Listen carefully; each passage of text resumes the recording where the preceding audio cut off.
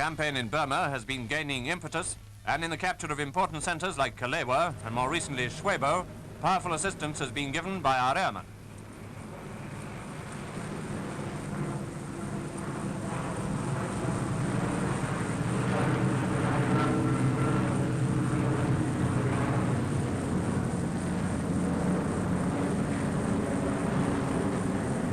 Their strategic bombing has included many of the enemy's bases, and these have been hit again and again.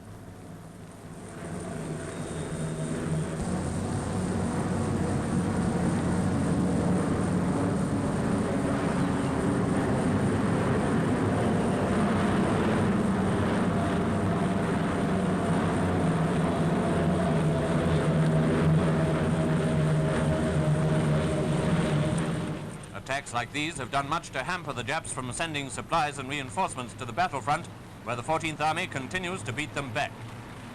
Tactical operations have also contributed greatly to the steady advance towards Mandalay.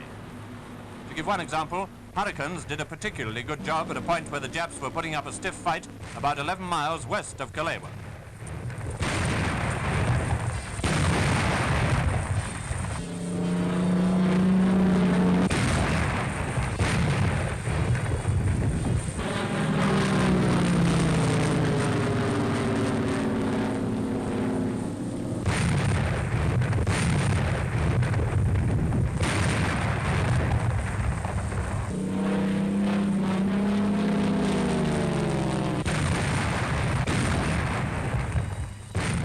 Airmen and later the artillery cleared this hold-up.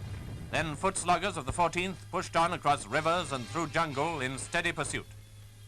Fording a shallow stream is probably one of the least of the difficulties encountered, but it can never be said too often or too emphatically that the greatest obstacle is the climate itself.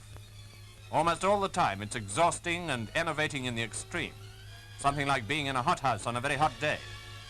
Then imagine carrying heavy equipment for miles over jungle-covered hills and going straight into action at the end of the march.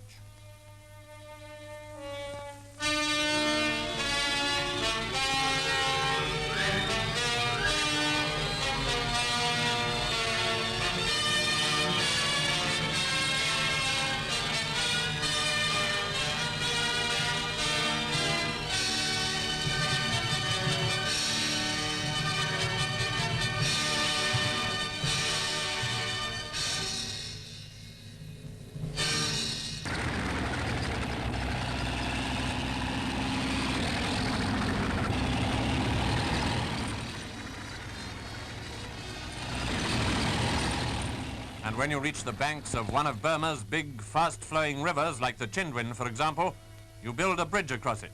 And that's a pretty hefty job in any climate.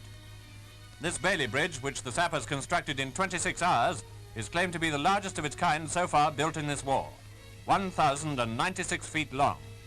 It was thrown across the Chindwin near Kalewa, though that's not how the men who sweated to build it would describe the undertaking.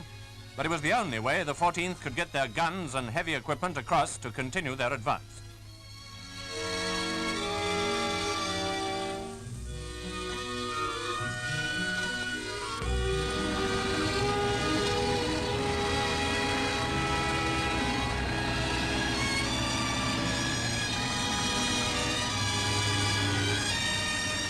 All the way from India back towards Mandalay, the Japs have been compelled to retreat. And as from the air, so on the ground, they receive sound punishment as they go. The